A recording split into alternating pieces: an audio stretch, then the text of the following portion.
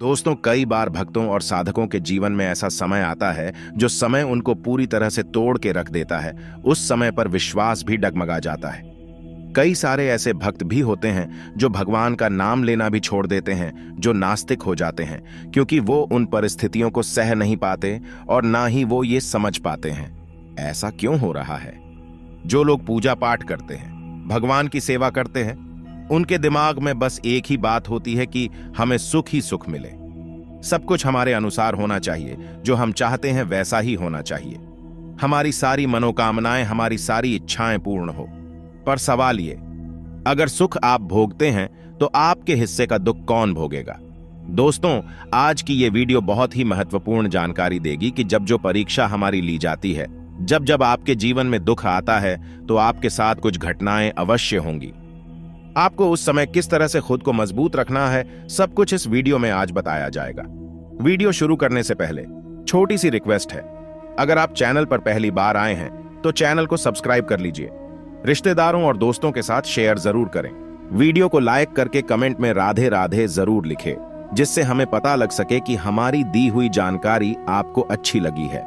दोस्तों, सुख भोगने का असली मजा तभी आता है जब आपने जीवन में दुख भोग रखा हो, क्योंकि अगर आपको किसी लाइन को छोटा करना है तो उसके लिए सिर्फ उस लाइन के बगल में एक बड़ी सी लाइन खींच दो, जिससे जो पहली वाली लाइन है वो छोटी हो जाएगी। उसी प्रकार जब आपके जीवन में दुख आता है, परेशानी आती है, तभी आपको पता चलता है कि सुख की असली वैल्यू क्या है। एक भूखे को ही अन्न का पता होता है, कितना जरूरी है अन्न, कितना महत्वपूर्ण है, कितना विशेष है। जिनके तन पर कपड़े नहीं होते वही कपड़ों की वैल्यू को जानते हैं, जिसके पास घर नहीं है वही घर की वैल्यू को जानता है। इसलिए जब दुख आपके जीवन में आता है, तभी आपको सुख की असली वैल्यू और उसका अनुभव अच्छे से समझ आता है।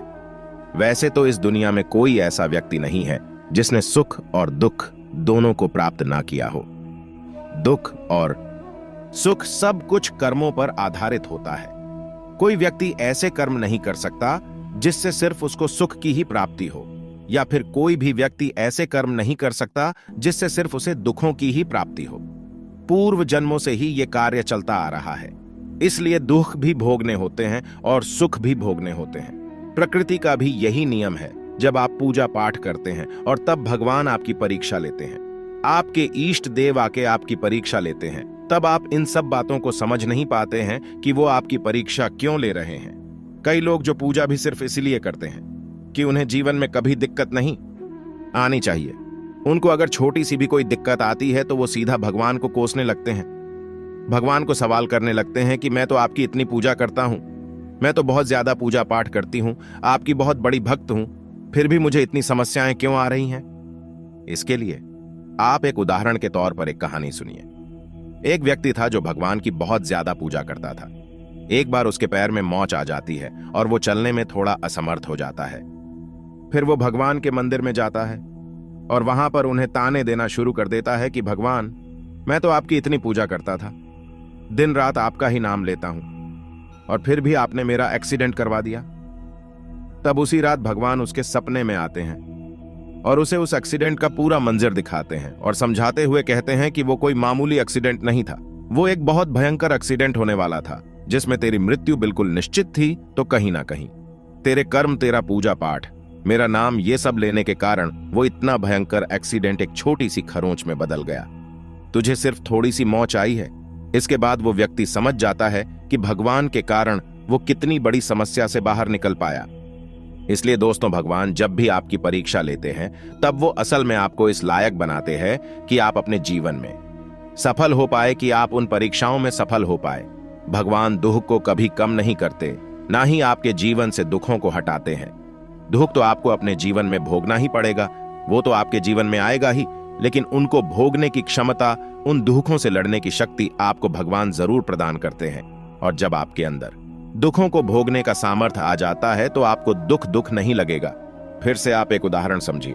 एक व्यक्ति मिर्ची खा रहा था और जैसे ही उसको मिर्च का एहसास होने लगता है तो उसने तुरंत एक गुड़ की डली को खा लिया और उसको आराम लग गया। फिर उस व्यक्ति से दूसरा व्यक्ति पूछता है कि क्या मिर्च का तीखापन खत्म हो गया?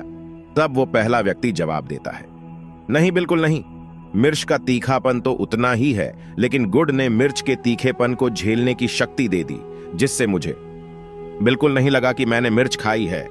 भगवान आपके जीवन में जो भी रोल प्ले करते हैं, आपके जीवन में उनका जो कार्य होता है वो यही होता है कि वो आपको इतनी क्षमता प्रदान कर दे, इतनी शक्ति दे दे कि वो दुख आपको दुख ही ना लगे। इसलिए भगवान को दोष मत दीजिए, उनको कोसना बंद करें, अपने कर्म पर ध्यान दें, अपने बुद्धि और विवेक का उपयोग करें। अब हम यह समझते हैं कि भगवान जब आपकी परीक्षा लेते हैं तो कैसे लेते हैं, वह कौन से संकेत होते हैं जिससे आप जान पाएंगे कि भगवान परीक्षा ले रहे हैं। जब भगवान आपकी परीक्षा लेते हैं तो कई बार ऐसा होगा कि आप खाना खा रहे होंगे और दरवाजे पर आपके कोई अचानक से व्यक्ति आ जाएगा जो भूखा होगा, या फिर कोई मांगने वाला आ जाएगा, या फिर कोई जानवर जैसे कोई कुत्ता, कोई गाय आ जाएगा। और उस समय अगर आप अपनी थाली में से उसे रोटी खिला देते हैं तो इसका मतलब है कि भगवान प्रसन्न हो जाएंगे।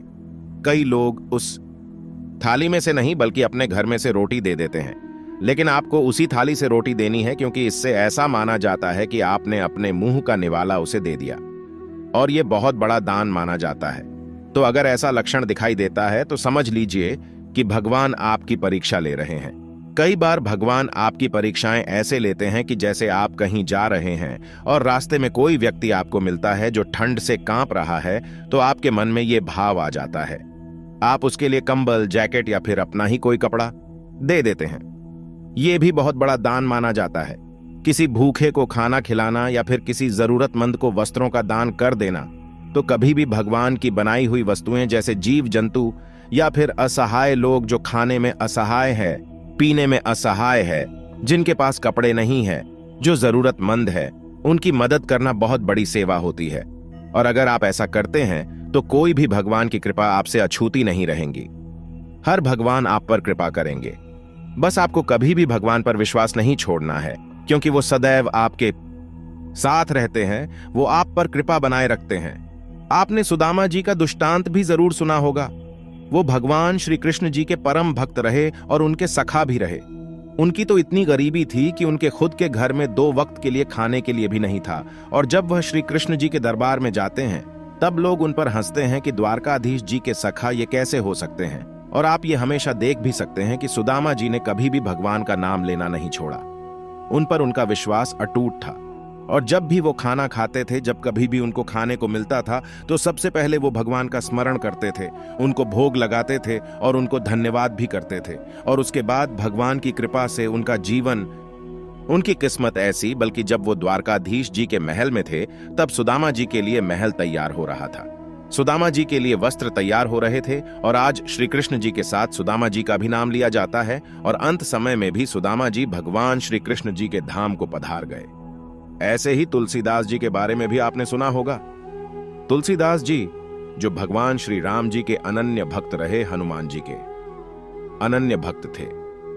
जब उनको शारीरिक पीड़ा हुई, उनके शरीर पर घाव होने लगे, उनको बीमारी ने जब जकड़ लिया, तब उन्होंने हनुमान जी से विनती की थी। लाख विनती करने पर भी जब हनुमान जी नहीं आए, तब भी उन्होंने विश्वास नहीं तोड़ा और हनुमान जी की कृपा हुई, और उसके कारण उन्होंने हनुमान साटिका की रचना कर दी। हनुमान साटिका, अगर आपको नहीं पता तो यह समझिए, एक ऐसा स्रोत है, एक ऐसा पाठ है जिससे शारीरिक रोगों पर विजय प्राप्त की जा सकती है। हनुमान जी की कृपा के साथ तो ऐसे लोग जिन्होंने भगवान पर विश्वास कभी नहीं तोड़ा, और अगर आप भी अपने विश्वास पर अडिग रहते हैं, भगवान पर हमेशा विश्वास रखते हैं और ये मानकर चलते हैं कि भगवान हमेशा आपके साथ है, तो ये विश्वास रखिए और ये बात गांठ बांध लीजिए कि आपका भी बीड़ा पार जरूर होगा। भगवान आपके भौतिक जीवन को तो सुखमय बनाएंगे ही, और साथ ही आध्यात्मिक जीवन को भी सुखमय बनाकर आपको स्वर्ग की प्राप्ति होगी। इसलिए कभी भी भगवान पर अविश्वास ना करें, सदैव उन पर विश्वास बनाकर रखें। सुख दुख सबके घर में आते हैं, सबके जीवन में आते हैं, लेकिन भगवान स्वयं आपका भला चाहते हैं, आपकी रक्षा करते हैं। आशा करते हैं दोस्तों, अब आप ये बात अच्छे से समझ गए होंगे। दोस्तों, जो जमीन बरसात में भी बंजर नजर आए, अर्थात दोस्तों जो जमीन है वहां पे बरसात का पानी पड़ रहा है, पानी की वर्षा हो रही है, जल की वर्षा हो रही है, लेकिन वर्षा के बाद भी अगर वह भूमि बंजर नजर आए, वहां पे घास भी ना उगे, तो समझ जाना दोस्तों उस जमीन के नीचे में जमीन में दबा हुआ धन छुपा हुआ है। क्योंकि दोस्तों जमीन में जो दबा हुआ धन होता है, इसकी ऊर्जा में गर्माहट होती है, और गर्माहट के कारण जिस स्थान में जमीन में दबा हुआ धन होता है, उस स्थान में बिल्कुल ही दोस्तों उस भूमि पे घास भी नहीं उगती, घास नहीं पनपती। दोस्तों, वारा संहिता और रावण संहिता में कहा गया है कि जिस पेड़ पर कौवा, बगुला एवं हिंसक पक्षी, ये पक्षी जिस पेड़ पर कौवा, बगुला एवं हिंसक पक्षी एक साथ बैठते हो, उस पौधे के नीचे में भी जमीन में गड़ा हुआ धन होता है। उस पौधे के नीचे में भी जमीन में गड़ा हुआ धन होता है। दोस्तों, जिस स्थान पर बिना बरसात के, बिना पानी के मशरूम उगाए, तो दोस्तों आप समझ जाना उस स्थान के नीचे जमीन में गढ़ा हुआ धन है। दोस्तों, पुराने सांप के बिल जैसे कि बहुत बड़ा मिट्टी का टीला, जहां पे पुराने सांप रहते हो, बहुत बड़ा मिट्टी का टीला हो, वहां पे भी जमीन में दबा हुआ धन छिपा होता है। यह भी कहा जाता है कि 2 वर्ष पूर्व, आज से 102 वर्ष पूर्व, श्मशान घाट में भी कई लोगों को जमीन में दबा हुआ धन प्राप्त हो चुका है, जो पुराने श्मशान घाट हो, 100 से 2 वर्ष पुराने, ऐसा तंत्र शास्त्रों में लिखा है। और दोस्तों, जिस जमीन के अंदर कौड़ी निकलती हो, जिस जमीन के अंदर कौड़ी निकलती हो, उस जमीन के नीचे जमीन में दबा हुआ धन होता है। या फिर दोस्तों, ऐसा माना जाता है कि जिस जमीन के आसपास तेलिया कंद उगाए, वैसे तेलिया कंद उगाना बहुत ही कम पॉसिबल नहीं होता। कुछ केसों में देखा गया है, तो जिस जमीन पे तेलिया कंद नाम का पौधा उगाए, उस जमीन के नीचे में दबा हुआ धन होता है, और उस जमीन के नीचे में हीरे, जेवरात इत्यादि पाए जाते हैं। दोस्तों, रावण संहिता एवं वारा संहिता में भी ये भी कहा जाता है कि जमीन में दबा हुआ धन होने पर उस जगह में गर्माहट होती है। अर्थात दोस्तों, ठंड के मौसम में अगर आप किसी स्थान पे हैं और उस स्थान पे आपको गर्माहट महसूस होना शुरू हो जाए, तो समझ जाना दोस्तों, उस जमीन के आसपास, उस जमीन के नीचे में जमीन में गड़ा हुआ धन है। तो दोस्तों, ये थी जमीन में दबे हुए धन को, गढ़े हुए धन को देखने के संकेत। अब आइए इस वीडियो में मैं आप लोगों को इसको पाने का तरीका बता दूं। सर्वप्रथम दोस्तों, मैं आप लोगों को इसे प्राप्त करने के साधारण उपाय बताऊंगा। फिर मैं आप लोगों को इसे प्राप्त करने का दिव्य महामंत्र बताऊंगा। तो दोस्तों, ऐसा माना जाता है, साधारण उपाय इस प्रकार से, अगर आपको लगे कि किसी स्थान पर जमीन में दबा हुआ धन है, तो वहां पे लगातार ऐसा माना जाता है 41 दिनों तक घी का दीपक जलाने से जमीन में दबा हुआ धन ऊपर आता है। शाम के समय घी का दीपक जलाना 41 दिन, जी हाँ, 41 दिन आप जो है घी का दीपक, इससे जमीन में दबा हुआ धन ऊपर आता है।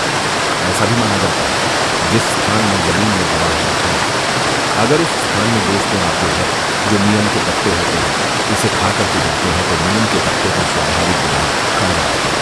लेकिन दोस्तों, जिस स्थान पर जमीन में दबा हुआ धन है और नीम के पत्ते को खा करके जाते हैं, तो दोस्तों उस स्थान पे नीम के पत्ते कड़वा लगने के बजाय आपको मीठे लगने लगते हैं। ऐसा भी माना जाता है जमीन में दबे हुए धन के बारे में। दोस्तों, जमीन में दबे हुए धन के बारे में ऐसा कहा गया है कि अगर शराब का छिड़काव किया जाए, जमीन में दबा हुआ धन है, उस स्थान पे शराब का छिड़काव किया जाए, तो इसे पवित्र माना जाता है।